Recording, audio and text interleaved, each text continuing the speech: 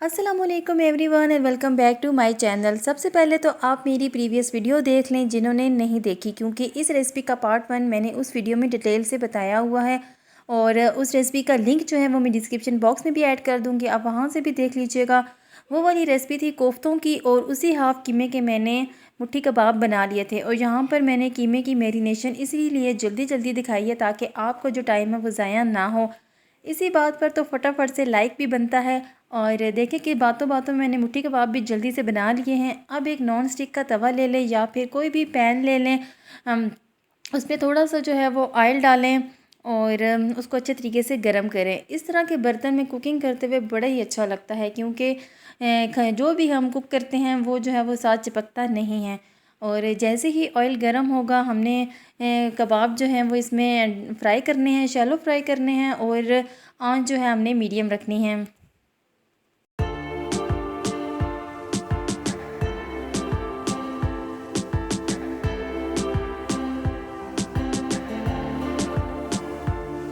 Medium flame पर इनको fully cook करें या फिर 95% तो लाजमी पका लें, ताकि बाद में हमारा टाइम कम लगे और झटपट से ये मज़ेदार सी रेसिपी तैयार हो जाए। जितनी देर में ये फ्राई हो रहे हैं, आप अगर मेरे चैनल पर न्यू हैं तो सब्सक्राइब कर लें और बेल नोटिफिकेशन ऑन कर दें, ताकि जब भी मैं कोई प्यारी सी वीडियो अपलोड करूँ तो आपको फटाफट से मिल जाए।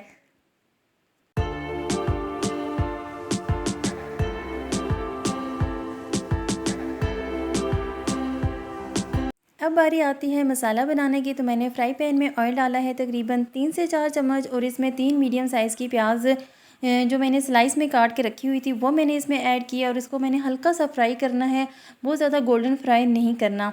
ये रेसिपी जो है वो 6 लोगों की सर्विंग है, तो आप उसी हिसाब से इंग्रेडिएंट्स जो हैं वो कम या ज़्यादा कर लीजिएगा। इसके बाद मैंने 3 टमाटर लिए थे और उनको मैंने अच्छे से ब्लेंड कर लिया था, और ताकि मसाला भी हमारा फटाफट से तैयार हो जाए। जब ये प्यूरी इसमें ऐड करें तो प्याले में 2 घूंट पानी डालकर प्याला भी अच्छे तरीके से साफ़ कर लिया करें। और अब थोड़ा सा पानी जो है वो ड्राई हो जाए तो इसमें हम स्पाइसेस डाल देंगे।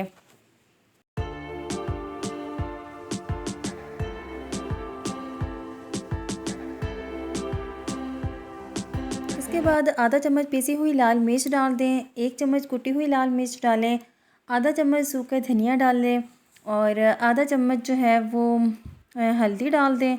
नमक जो है वो मैंने अपने हिसाब से डाल दिया था और वो शायद क्लिप जो है मैं रिकॉर्ड करना भूल गई हूँ। और इसके बाद मसाले को थोड़ा सा भूनें और जब मसाला अच्छे तरीके से भुन जाए तो इसमें कबाब ऐड कर दें। थोड़ा सा इनको हिलाएं जलाएं और आँच जो है वो हमने हल्की दम वाली करनी है और ढक्कन देकर हमने तकरीबन 10 मिनट के लिए इनको कुक करना है।